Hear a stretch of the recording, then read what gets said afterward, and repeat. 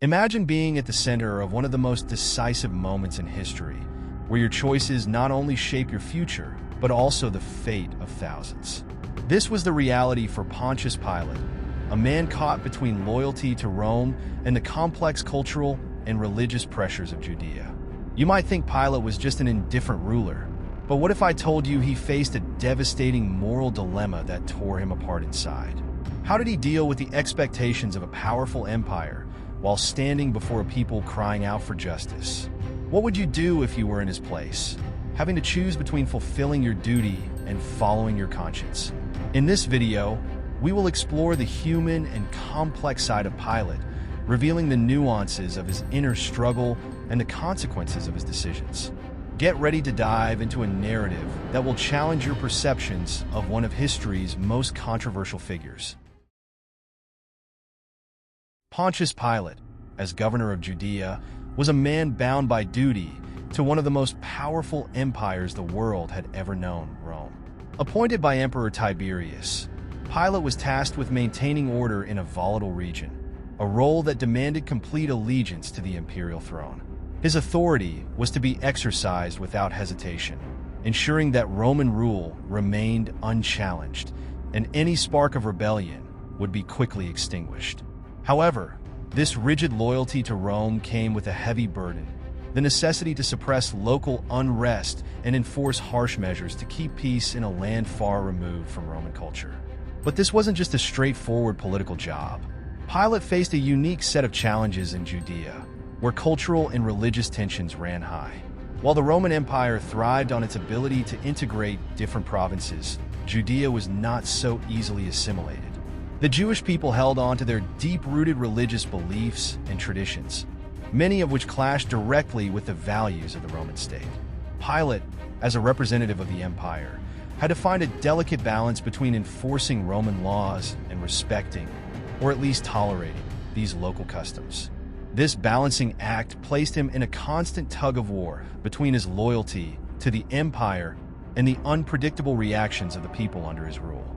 This dual pressure created a personal conflict within Pilate. On one hand, he was a Roman official raised to value strength, discipline, and the power of law. On the other hand, he was now in a foreign land where those same principles might provoke outright rebellion. His position forced him into a tightrope walk, where missteps could not only cost him his career, but also incite deadly uprisings. The governor found himself grappling with decisions that carried immense consequences, and at times, those decisions seemed impossible to reconcile with both his Roman identity and the expectations of the local population. Pilate's governance was also marked by several notorious incidents that reflected his struggle to navigate Judea's religious sensitivities.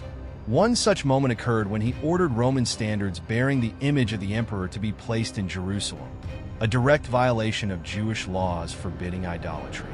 The backlash was immediate and fierce, with masses of people protesting for days.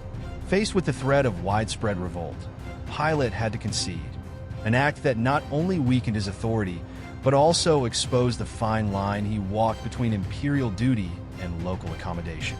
The tension between his role as a Roman enforcer and his need to maintain control in Judea placed Pilate in a constant state of internal conflict. His loyalty to Rome demanded a firm hand, yet his survival as governor depended on his ability to quell unrest without provoking rebellion. This precarious position would soon reach its breaking point when faced with one of the most significant and contentious moments of his rule: the trial of Jesus of Nazareth.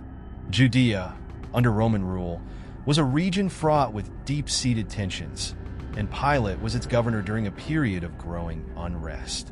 The province was a melting pot of cultures, with Jews, Romans, and other ethnic groups living in a delicate balance. However, this was a balance maintained under pressure, with the Jewish people's fervent religious traditions often clashing with Roman authority. While Rome allowed a degree of religious freedom in its territories, in Judea, religion was more than just a set of beliefs. It was the core of the people's identity and their resistance to foreign domination. The Jewish expectation of a Messiah added another layer of complexity to Pilate's challenge. The populace longed for a savior who would deliver them from Roman rule, an expectation that bubbled beneath the surface of daily life. Pilate had to govern a people whose loyalty to their God and their religious laws often superseded any fear or respect for Roman power. Religious zeal frequently erupted into political defiance, making it difficult for Pilate to maintain order without trampling on what the Jews saw as their divinely ordained way of life. Each decision Pilate made had the potential to ignite further resistance. At the same time, Pilate was aware of the high expectations from Rome. The emperor and the Senate expected stability in the provinces, especially in Judea, which was known for its rebellious tendencies. Pilate's ability to control the region without constant military intervention was a measure of his success as a governor. Yet the more he tried to assert Roman authority, the more he encountered the immovable force of Jewish tradition. Pilate found himself in a constant struggle: use force and risk open rebellion, or accommodate Jewish customs and appear weak in the eyes of Rome. This cultural collision reached a boiling point during several confrontations between Pilate and the Jewish leaders. One infamous incident was his use of temple funds to build an aqueduct, a public project meant to benefit the region, but seen by many Jews as a desecration of their sacred wealth. The reaction was swift and violent, with protesters clashing with Roman soldiers.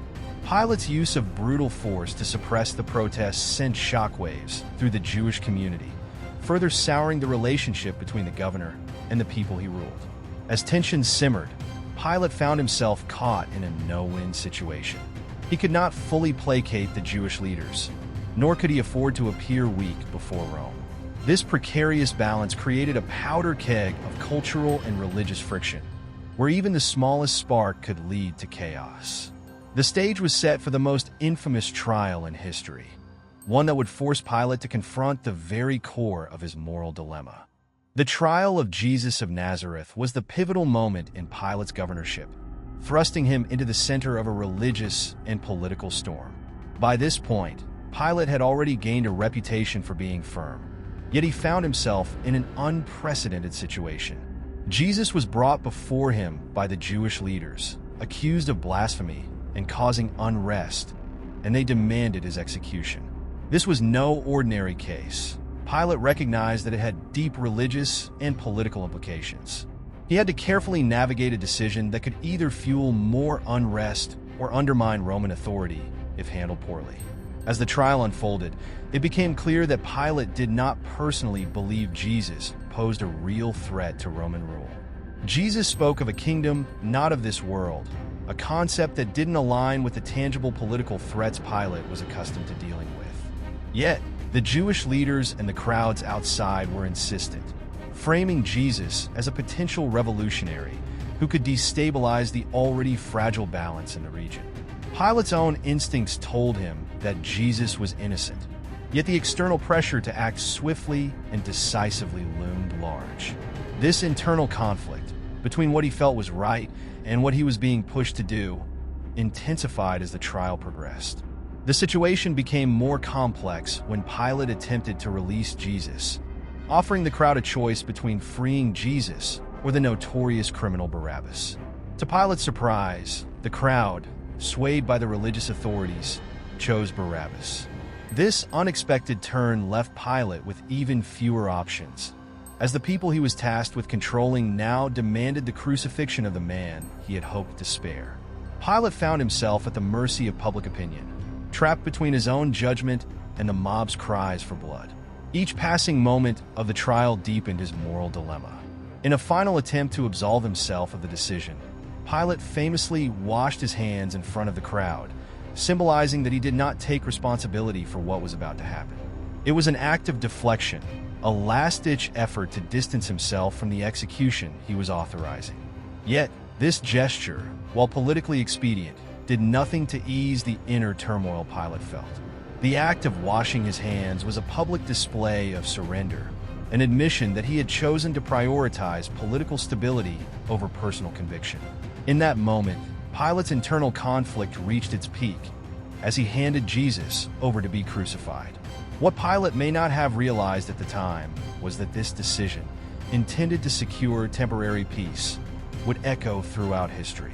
The choice to condemn Jesus, despite Pilate's own misgivings, would forever mark him as a symbol of moral compromise. The trial of Jesus exposed the deep rift between Pilate's public duty and his private conscience, a rift that he could never fully reconcile. After the crucifixion of Jesus, Pilate was left to confront the repercussions of his choice, a decision that would follow him far beyond his tenure as governor of Judea. While he may have believed that by washing his hands he could absolve himself of responsibility, the reality was far more complex. The political peace he sought to maintain through the crucifixion was fragile, and the act itself quickly became a flashpoint in the history of the region. Pilate, though he had distanced himself from the decision, remained forever tied to it, unable to escape the shadow of what had transpired under his authority. Pilate's decision had an immediate impact on his reputation, both in Judea and in Rome. For the Jewish leaders, he had finally given in to their demands, but this did not earn him their respect. Instead, it highlighted his vulnerability as a governor, exposing the limitations of his power when faced with the unrelenting pressure of the local religious authorities. To Rome, Pilate remained a servant of the empire, but this moment of moral compromise revealed his internal conflict. A leader who, in trying to maintain order, had sacrificed more than he had anticipated. His name became synonymous with a leader caught between duty and conscience. Yet the longer-term consequences were even more profound. As Christianity spread across the empire, and the figure of Jesus grew into one of the most central and influential in history, Pilate's role in the crucifixion became an enduring element of Christian narrative. Within this context, Pilate's decision was no longer just a local political maneuver, but a defining moment in a larger, spiritual story. He became the man who, despite his hesitation and attempts to avoid responsibility, delivered the final judgment. The weight of this decision, viewed through the lens of history, cast him as a symbol of moral ambiguity, someone who had the power to act differently but chose the path of least resistance. From a personal standpoint, Pilate's decision likely haunted him. He had tried to balance the scales of power and morality, but the outcome had left a lasting stain on his conscience. In later years, some accounts suggest Pilate fell out of favor with Rome, and his career ended in disgrace. Whether or not this was a direct result of his handling of Jesus' trial is uncertain. But what is clear is that Pilate's story became less about his role as a governor and more about the moral dilemma that consumed him. His legacy is not one of a ruler who firmly held the reins of power, but of a man torn apart by the impossible task of reconciling imperial duty with the voice of his own conscience. As history continued to judge him, Pilate became a cautionary figure, representing the dangers of moral compromise in the face of political expediency. His decision to wash his hands in front of the crowd may have been intended to shift the burden, but it left him more deeply implicated than ever.